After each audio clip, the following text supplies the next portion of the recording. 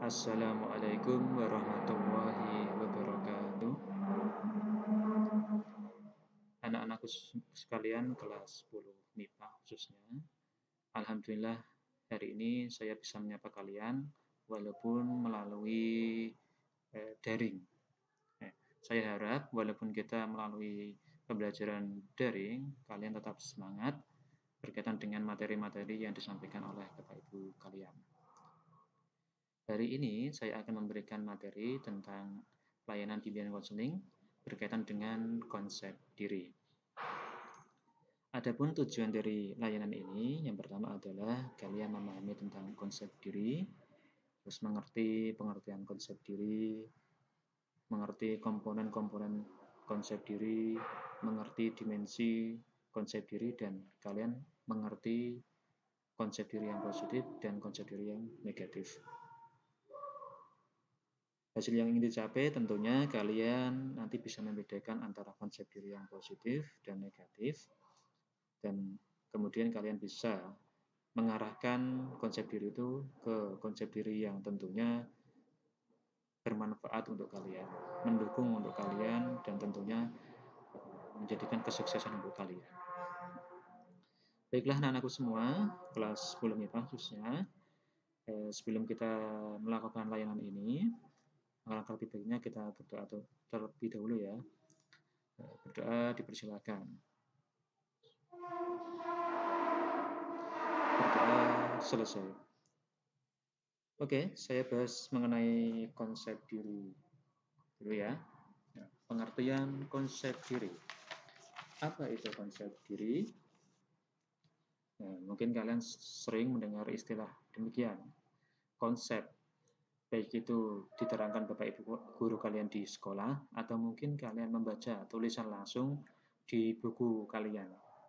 Mungkin Bapak Ibu guru kalian menerangkan tentang konsep semacam sebuah rancangan yang akan nantinya dibuat untuk suatu tujuan tertentu, misalkan seperti itu. Kemudian di dalam buku pelajaran atau buku paket, di situ ada peta konsep. Nah, peta konsep itu menggambarkan tentang materi-materi yang nantinya akan dibahas dari bab pertama sampai bab terakhir. Nah, itu contohnya. Jadi ada gambaran yang menjelaskan berkaitan materi yang nantinya akan dibahas. Jadi untuk mempermudah semacam itu contohnya. Tetapi kali ini saya akan membahas tentang konsep diri, tentunya berkaitan dengan ilmu bimbingan konseling, yaitu ilmu tingkah laku manusia. Apa menurut konsep diri menurut ilmu tingkah laku manusia itu seperti apa? Kita lihat yang pertama. Nah, di sini ada konsep diri menurut beberapa ahli. Adapun yang pertama adalah konsep diri menurut R.H. DJ Sinurat. Ia berpendapat bahwa konsep diri adalah gambaran, pandangan, keyakinan, dan penghargaan atau perasaan seseorang tentang dirinya sendiri. Selanjutnya, menurut Brun, konsep diri adalah penghargaan diri, nilai diri, atau penerimaan diri. Saya terus mengambil kesimpulan berkaitan dengan konsep diri itu, yaitu adalah gambaran, pandangan diri kita secara utuh. Meliputi apa saja? Kelebihan kita, kekurangan kita, kepribadian kita, persepsi kita yang dimiliki setiap individu. Tentunya memiliki karakteristik yang berbeda-beda. Kelebihan kita apa? Misalkan kelebihan kita semangat, komitmen, bertanggung jawab, itu kelebihan kita mungkin. Kekurangan kita apa misalkan? Kurang percaya diri, gerusa-gerusu, misalkan seperti itu. Itu hanya sekedar contoh. Kemudian ada kepribadian. Kepribadian seseorang itu biasanya ada yang introvert, ada yang extrovert. Kalau introvert itu biasanya cenderung pendiam, jarang aktif gitu kan. Kemudian kalau extrovert itu biasanya suka menjelajahi dan sangat hiperaktif. Persepsi, mungkin ini berkaitan dengan penafsiran kalian sendiri tentang objek yang kalian lihat. Selanjutnya, komponen konsep diri. Ada 5. Yang pertama berkaitan dengan gambaran diri, ideal. Yang kedua ideal diri, yang ketiga harga diri, yang keempat peran diri, yang kelima identitas diri. Kita bahas yang pertama dulu, berkaitan dengan gambaran diri. Gambaran diri adalah sikap individu terhadap tubuhnya, baik sadar maupun tidak sadar. Jadi gambaran diri kalian itu berkaitan dengan tubuh kalian. Di sini ada contohnya berkaitan dengan performance kalian, penampilan kalian. Penampilan kalian misalkan dilihat orang selalu menarik, misalkan seperti itu. Potensi tubuh kalian dari kepala sampai ujung kaki biasanya memiliki potensi. Misalkan tangan bisa digunakan untuk makan, mata untuk melihat, ya kan, mulut untuk makan, sampai kaki ini berfungsi semua. Dan potensi tubuh ini kalau yang berprestasi ya, misalkan kaki ya untuk pemain bola kan itu bisa, terus tangan untuk pemain badminton, dan prestasi akademik misalkan dalam lingkungan pendidikan, akal pikiran itu kan bisa digunakan untuk berpikir yang mengarah ke hal-hal yang positif untuk dirinya. Itu potensi tubuh. Jadi potensi tubuh itu mulai dari kepala sampai ujung kaki itu ada potensinya masing-masing. Selanjutnya ada persepsi, ya seperti yang saya jelaskan tadi. Persepsi itu semacam penafsiran pesan dari objek yang kalian lihat atau peristiwa yang kalian lihat. Kalian mesti punya persepsi, punya penilaian terhadap sesuatu hal yang ada di lingkungan kalian. Terus dan perasaan tentang ukuran dan bentuk tubuh. Bentuk tubuh ya, ada yang kurus, ada yang gemuk. Nah, itu tentang gambaran diri kita. Jadi kita memahami diri kita berdasarkan yang kita amati. Kemudian yang kedua ada ideal diri. Ideal diri adalah persepsi individu tentang perilakunya yang disesuaikan dengan standar pribadi yang terkait dengan cita-cita. Nah, ini berkaitan dengan standar pribadi, yaitu sesuatu yang dicita-citakan, sesuatu yang diharapkan. Biasanya ideal diri ini berkaitan dengan sesuatu yang misalkan saya pengen mendapatkan nilai 100, kan sesuatu yang ideal dari dirinya. Saya setelah lulus kuliah nanti, saya setelah lulus dari sekolah MA ini, nantinya akan melanjutkan ke perguruan tinggi dengan jalur prestasi. Misalkan seperti itu. Namanya ideal diri. Jadi harapan dari dirinya dia.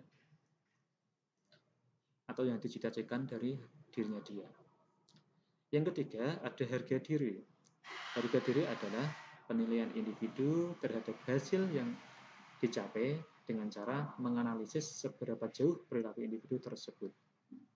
Jadi hasil yang dicapai dengan cara menganalisis seberapa jauh perilaku individu tersebut.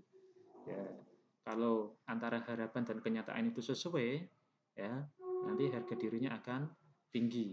Tetapi ketika harapan dan kenyataan itu tidak sesuai, maka harga diri itu akan rendah.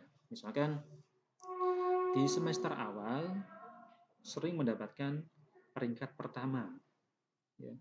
Kemudian seiring pelajaran semakin sulit, ya kan, otomatis kan semakin naik tingkat, pelajaran semakin turun, malah nilainya kurang bagus.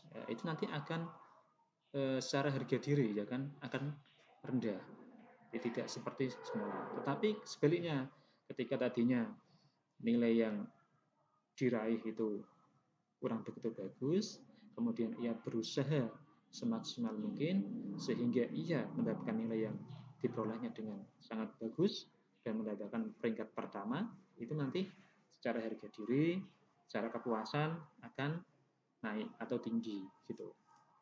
Itulah dengan harga diri. Harga diri konteksnya banyak. Ini saya hanya menyontohkan mungkin berkaitan dengan kita karena kita di pendidikan sekolah kan hanya di sekitar ini saja. Nanti kalian bisa menganalisis lebih dalam lagi ya. Yang keempat ada peran diri. Peran diri adalah pola perilaku, sikap nilai, dan aspirasi yang diharapkan individu berdasarkan posisinya di masyarakat. Jadi peran diri itu biasanya kiprah kalian di masyarakat itu seperti apa. Misalkan kalian salah satu pemuda yang aktif mengikuti Karang Taruna, kemudian kalian salah satu pemuda yang sering mengikuti pengajian, ya, acara-acara keagamaan, ya, seperti itu. Kemudian kalian salah satu pemuda yang ketika masyarakat ada gotong royong, kalian terlibat ke dalam hal itu, ikut dalam membantu gotong royong yang ada di masyarakat. Itulah peran diri yang tentunya sudah terkonsep yang positif. Tapi sebaliknya, ketika kalian menjadi pemuda yang mungkin pendiam, sering di rumah, itu beda lagi. Itu sama berkaitan dengan komponen konsep diri. Tapi cara menjelajahinya berbeda-beda. Yang kelima ada identitas diri. Identitas diri adalah kesadaran akan diri pribadi yang bersumber dari pengamatan dan penilaian sebagai sintesis semua aspek konsep diri sebagai sesuatu yang utuh. Artinya dalam konsep diri ini kalian mengamati suatu objek, kemudian kalian kepribadian kalian juga memiliki penilaian diri, karena kalian gabungkan antara penilaian kalian berkaitan dengan objek yang kalian lihat itu seperti apa. Nah, hal ini itu nanti akan menambah pengetahuan tentang diri sendiri bertambah. Jadi khususnya untuk remaja ya, ini nanti akan bertambah seiring berkembangnya usia, pengetahuan dan pengalaman akan bertambah. Harapan-harapan yang ingin dicapai di masa depan juga muncul. Misalkan kalian sering di dalam melihat sesuatu ya, objek yang kalian lihat itu berkaitan dengan rata-rata di kampung saya itu orangnya sarjana semua. Nah, dari situ kan harapan-harapan yang ingin dicapai di masa depan muncul. Nah, saya harus bisa seperti itu. Nah, seperti itu. Terus yang terjadi penilaian diri atas tingkah laku dan cara mengisi kehidupan. Dari pengalaman itu nanti kalian bisa bersikap di dalam mengisi kehidupan kalian, baik di masyarakat, di keluarga dan sebagainya. Itulah tentang komponen konsep diri. Selanjutnya ada dimensi konsep diri. Dimensi konsep diri ada 3. Yang pertama tadi kan komponen. Tadi kan komponen itu bagian keseluruhan. Kalau dimensi ini mungkin bentuknya lebih dirampingkan lagi. Yang pertama ada pengetahuan diri. Pengetahuan diri ini berkaitan dengan kalian siapa, diri kalian itu siapa. Misalkan kalian Hartini, umurnya 18 tahun, rambutnya hitam dan lurus, salah satu murid yang pintar, ya, hemat, setia, dan taat beribadah, misalkan seperti itu. Itu tentang penilaian diri kalian, atau tadi disebut dengan gambaran diri kalian ya, gitu. Yang kedua ada pengharapan diri. Pengharapan diri ini berkaitan dengan diri ideal, sama dengan di komponen tadi yang ideal diri tadi. Ya, semacam harapan yang akan kalian inginkan untuk yang dicita-citakan. Seperti besok pengen menjadi seorang guru, atau mungkin menjadi seorang psikolog, atau mungkin menjadi pengusaha sukses. Itu kan harapan-harapan menurut kalian sendiri. Nah, itu semua konsep diri yang arahnya mengarah ke konsep diri yang baik dan positif. Yang ketiga ada penilaian diri sendiri. Nah, penilaian diri sendiri ini istilahnya seperti musahabah lah, introspeksi diri. Gitu. Nah, misalkan dalam kehidupan sehari-hari kalian sudah merenung. Kira-kira dalam kehidupan sehari-hari itu saya sudah berbuat banyak baik dengan orang nggak ya?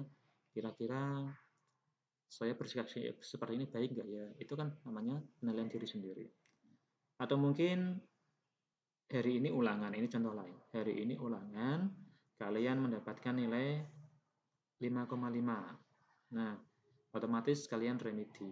Nah, terus kalian introspeksi diri, merenungi kira-kira yang kurang apa. Mungkin, ternyata saya belajar, tapi setelah belajar nanti saya nonton TV, sehingga saya lupa besoknya pas ulangan. Contohnya seperti itu.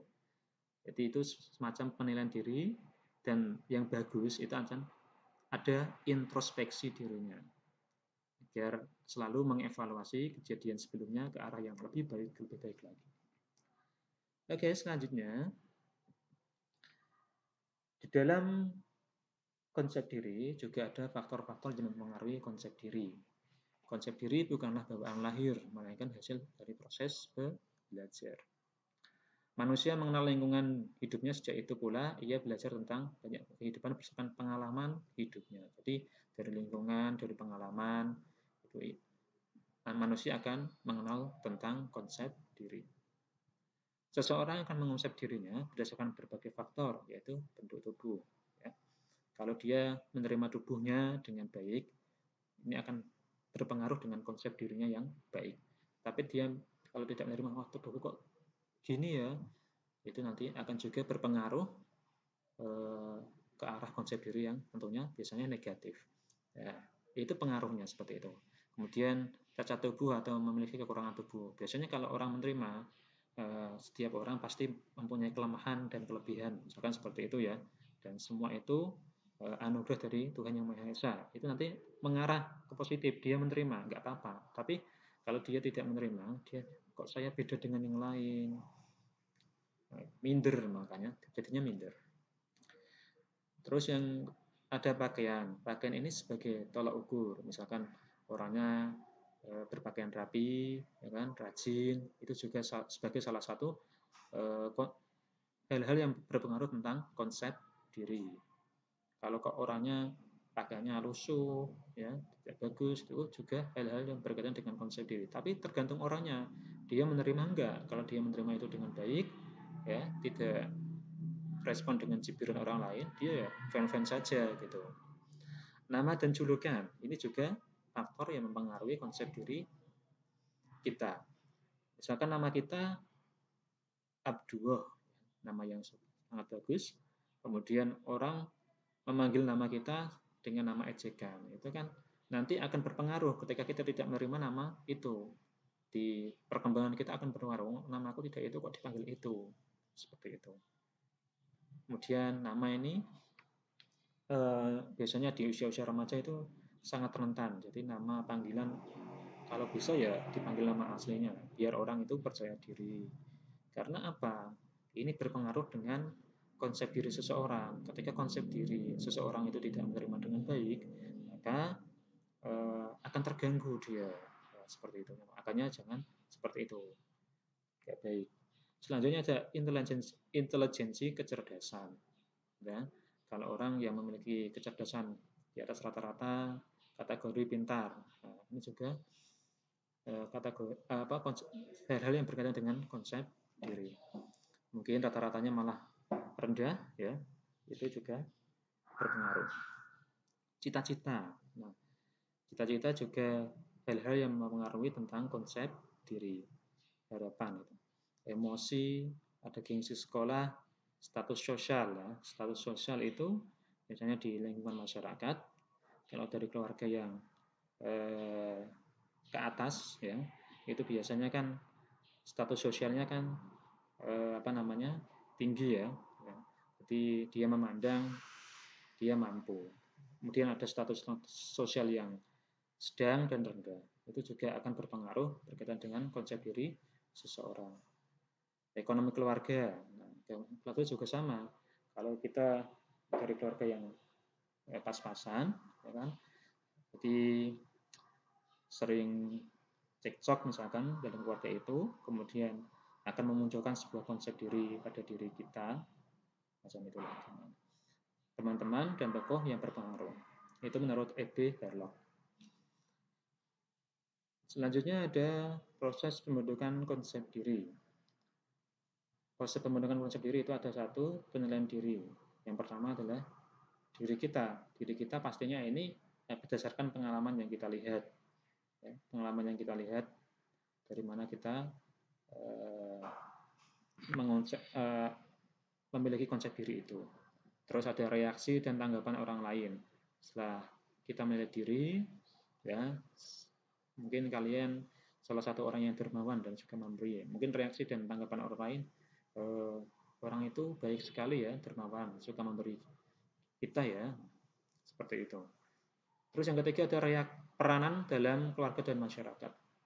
Peranan dalam keluarga dan masyarakat Itu sangat keluarga khususnya ya, itu faktor pertama kali pembentukan konsep diri justru. Jadi kita bayi karena konsep diri itu kan bukan bukan apanya bukan bawaan dari lahir, tetapi melalui proses belajar. Ya, faktor pertama kali biasanya keluarga yang membentuk sebuah konsep diri. Kalau keluarga itu dari keluarga yang mengonsep dirinya ke arah yang baik, mengajarkan anak-anaknya sopan, berbicara dengan lembut dan halus, biasanya juga berpengaruh terhadap konsep diri anak tersebut.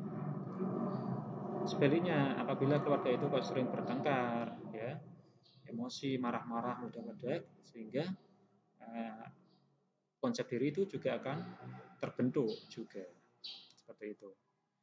Kemudian merambah lagi ke masyarakat. Kalau masyarakat itu lingkungannya kok taat dengan norma, masyarakatnya sopan-sopan, ramah-ramah, selalu menyapa, itu juga nanti akan berpengaruh dengan konsep diri kita.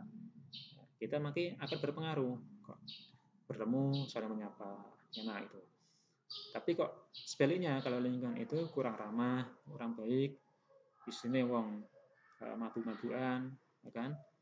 Itu akan membawa konsep diri yang ke arah negatif yang kurang baik. Proses pembentukannya semacam itu.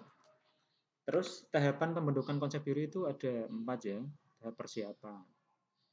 Itu masa di mana anak meniru orang dewasa. Meniru orang dewasa itu biasanya usia ya berapa ya, 3 sampai 6 tahun ya. Misalkan Tony diajak jalan-jalan bapaknya ke jalan raya, melihat sebuah truk. Nah, truk itu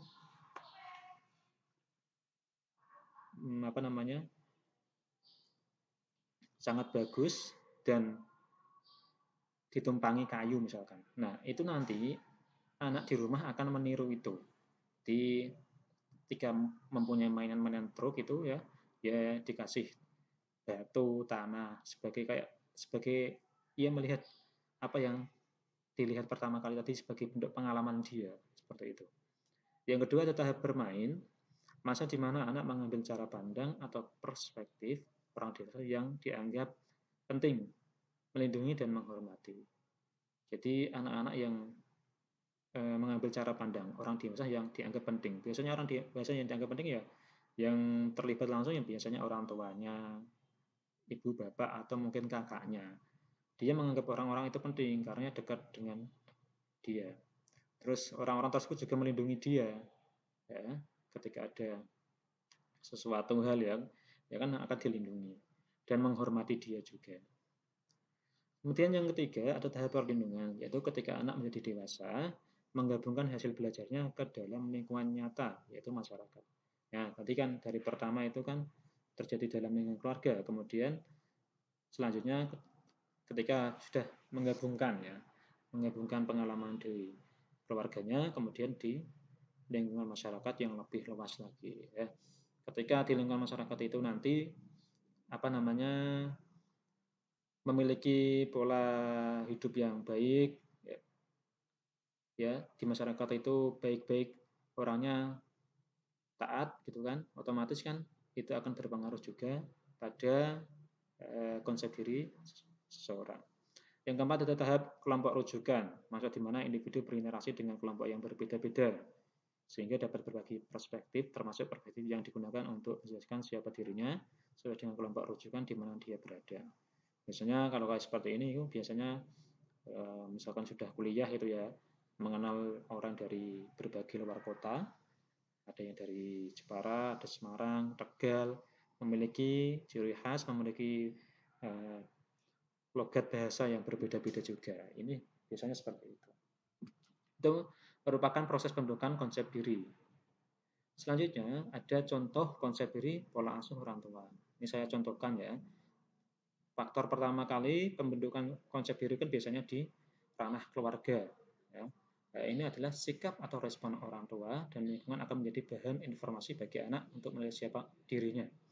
Oleh sebab itu, seringkali anak-anak yang tumbuh dan dibesarkan dalam pola asuh yang keliru dan negatif, misalnya suka memukul, mengabaikannya, kurang memperhatikannya, menghina, bersikap tidak adil, tidak pernah memuji, suka marah, dianggap sebagai hukuman akibat kekurangan. kesalahan ataupun kebodohan dirinya. Jadi anak menilai dirinya berdasarkan apa yang dia alami dan dapatkan dari lingkungannya. Jika lingkungan memberikan sikap yang baik dan positif, maka anak akan menerima, merasa dirinya cukup berharga sehingga tumbuhlah konsep diri positif.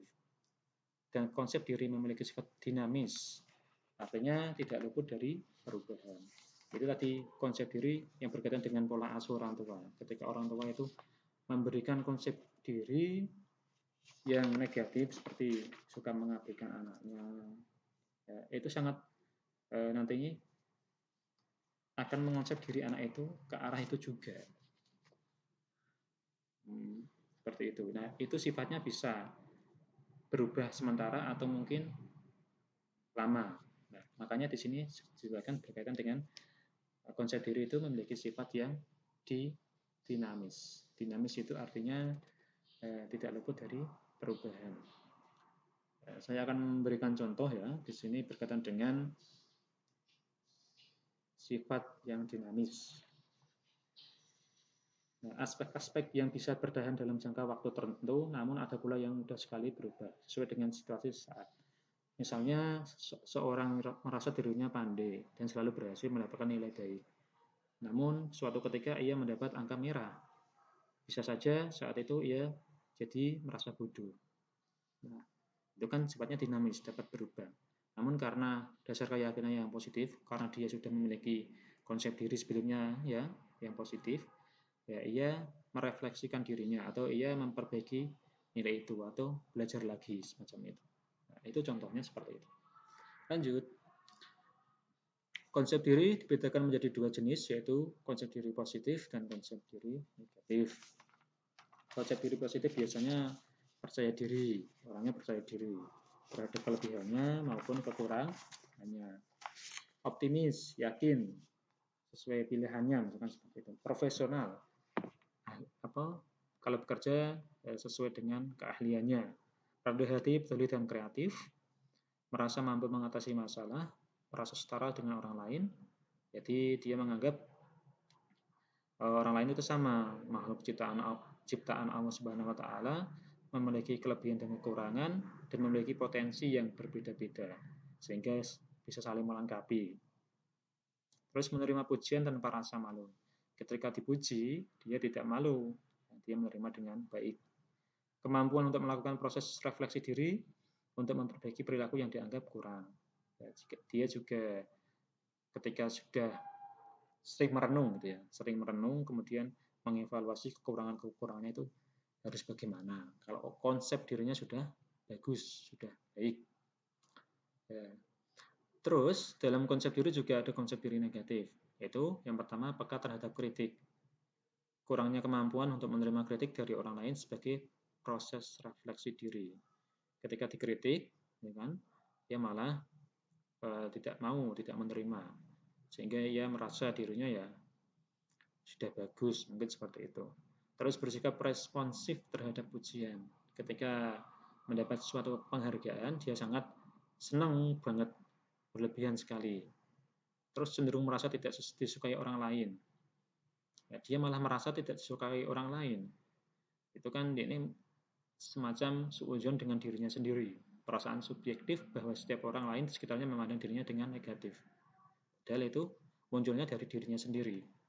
Mempunyai sikap hiperkritik, suka melakukan kritik negatif secara berlebihan terhadap orang lain.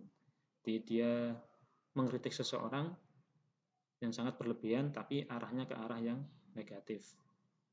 Terus mengalami hambatan dalam interaksi dengan lingkungan sosialnya.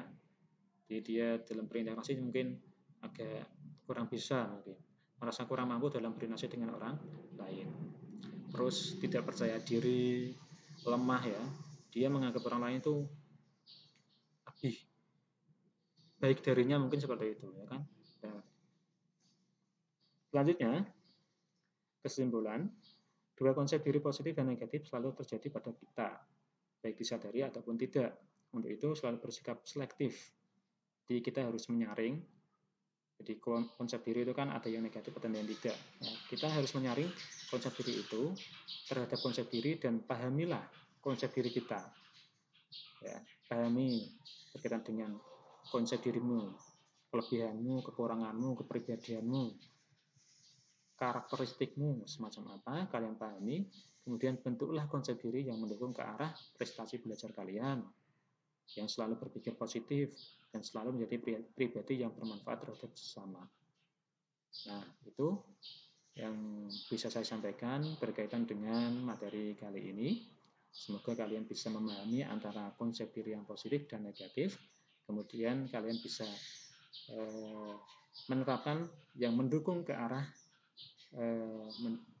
positif ya, yang mendukung ke arah suatu hal yang bermanfaat untuk kalian. Saya harus seperti itu.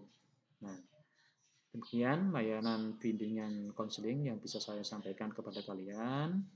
Dan semoga kalian memahami, dan di akhir video nanti saya juga akan meng-share video. Video ini berkaitan dengan pengembangan diri. Nanti kalian bisa menganalisis dari video itu, kira-kira dalam tayangan itu termasuk dalam konsep diri yang bagaimana.